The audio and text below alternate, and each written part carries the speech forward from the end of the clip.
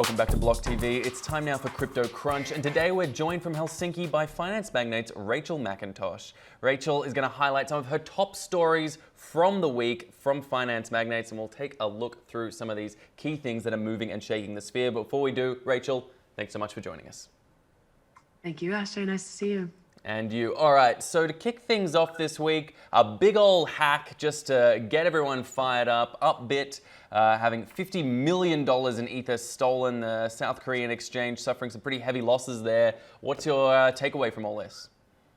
Right, exactly. I think fired up is kind of a good way to put it. This is the largest hack, it seems, that we've seen this year.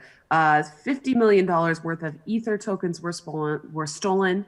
That's the equivalent of about 1 billion South Korean won from Upbit on November 27th. And what happened was that the exchange was storing this Ethereum, these Ether tokens in a hot wallet, and a hacker broke into the hot wallet and sent this Ether to an unknown wallet, quote unquote unknown wallet. So, classic case of a huge amount of Ether tokens, unfortunately, being stuck in a hot wallet, a centralized location that was connected to the internet, and simply being transferred out by what might have been a single hacker.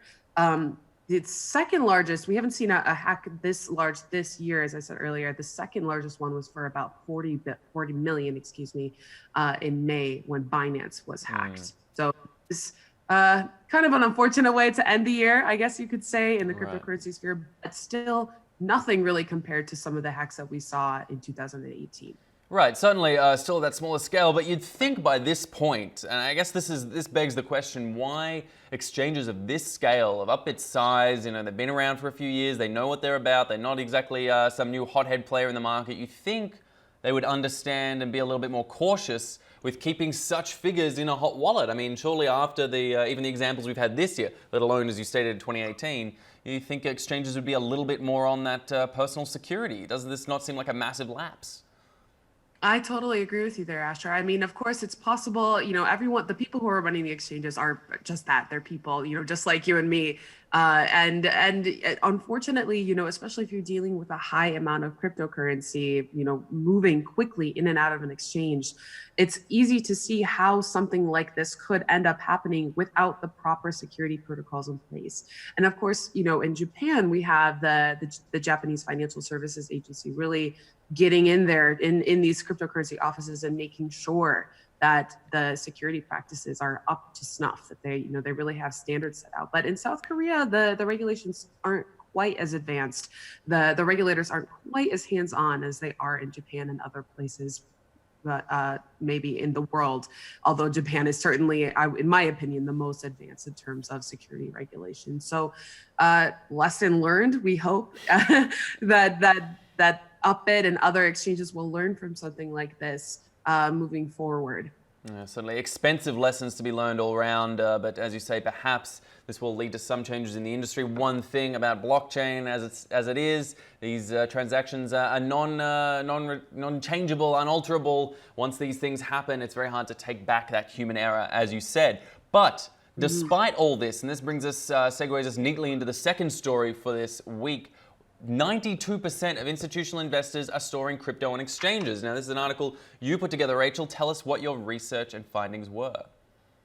Right, exactly. So actually, this was drawing from Binance research. Binance conducted a survey, the rather small sample size, it was 76 respondents, 76 institutional investors in the cryptocurrency sphere, who said that 92% of them store at least some of their cryptocurrency on an exchange all the time, followed by 32.9% who use a cold wallet for part of their things. Only 2.6% use a third-party custody service to store their cryptocurrency. So that means services like the one that Fidelity is going to provide, or the one that Back provides. So these big fancy cryptocurrency custody services that people are saying are the thing that's going to bring institutional investors into the cryptocurrency market. And of course, there are sort of two possible takeaways from this. We had some great commentators for this story. We had Daniel Haudenschild, who's the president of the board at the Crypto Valley Association, who said, this is possibly a sign that, this market just hasn't matured.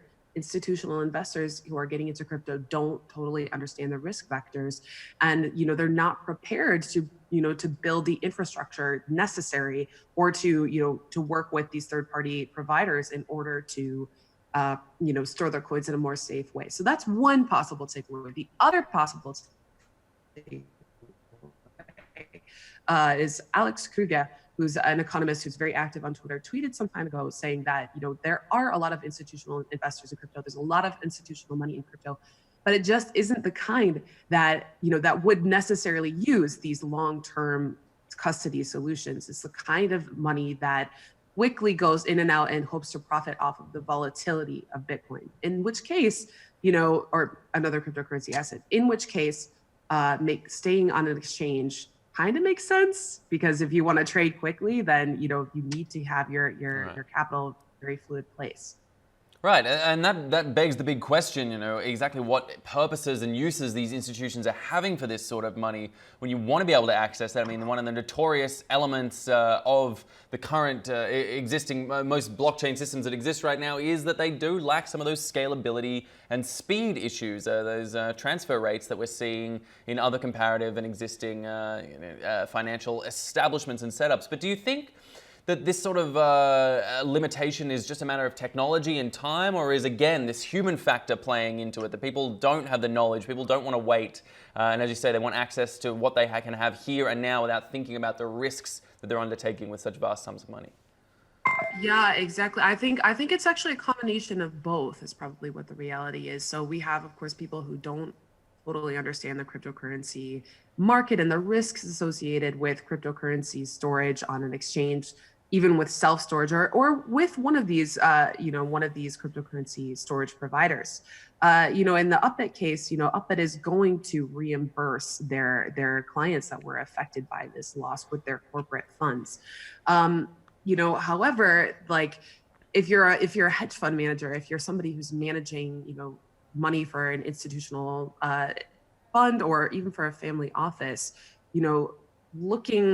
having to call up your investors and say, the people whose capital you're controlling, and say, sorry, exchange was hacked. It's going to be a couple weeks or a couple months before we see this money coming back towards us. Is still a pretty serious thing.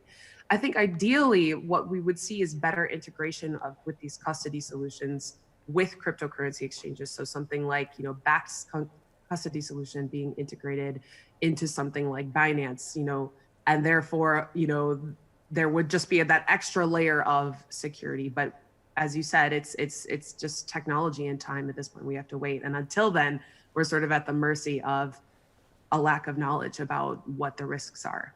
Right, certainly. Maybe it is just a matter of that time, that proof, and that fidelity, which I'm using intentionally because that leads us into our next story for today, which is Fidelity Investments, which has started to reward employees in crypto. What can you tell us?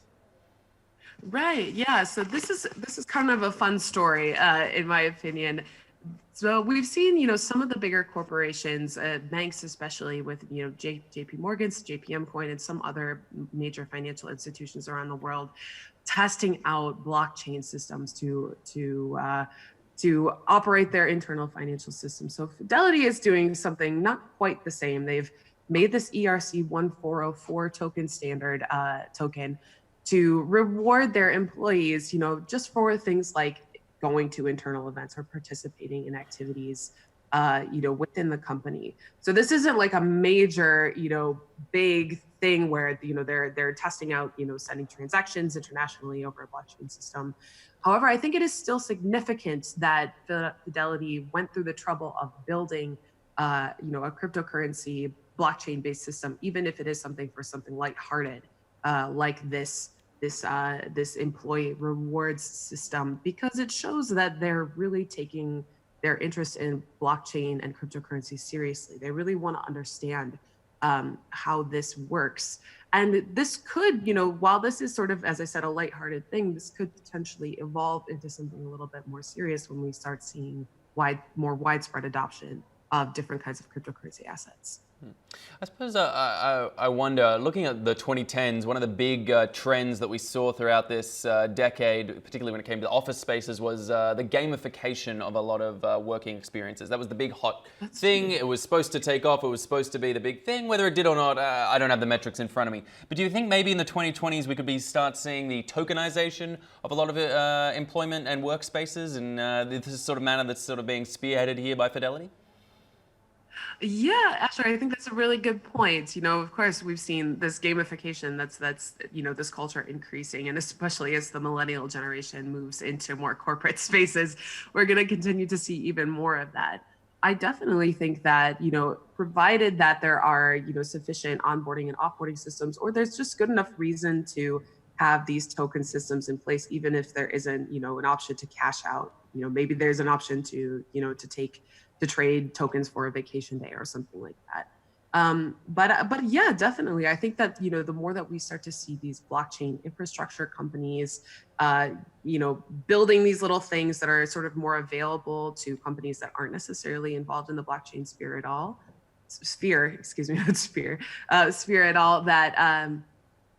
that we could definitely see more of this coming up. Very good point. It sounds like it could be an exciting opportunity there. If they want to spearhead it at Finance Magnates or here at BLOCKTV, for the bosses out there listening, I'll tell you, we're happy to get paid out in some fun little tokens. Well, I speak for myself. I won't speak for you, Rachel. But in the meantime, I want to thank you so much, Rachel McIntosh, for joining us this week on Crypto Crunch and helping to break down some of the key stories from around the sphere and what you guys are covering there at Finance Magnates. But in the meantime, stay with us at blocktv.com for all the latest in news and information. I'm Asher Westrop Evans. Thanks for watching.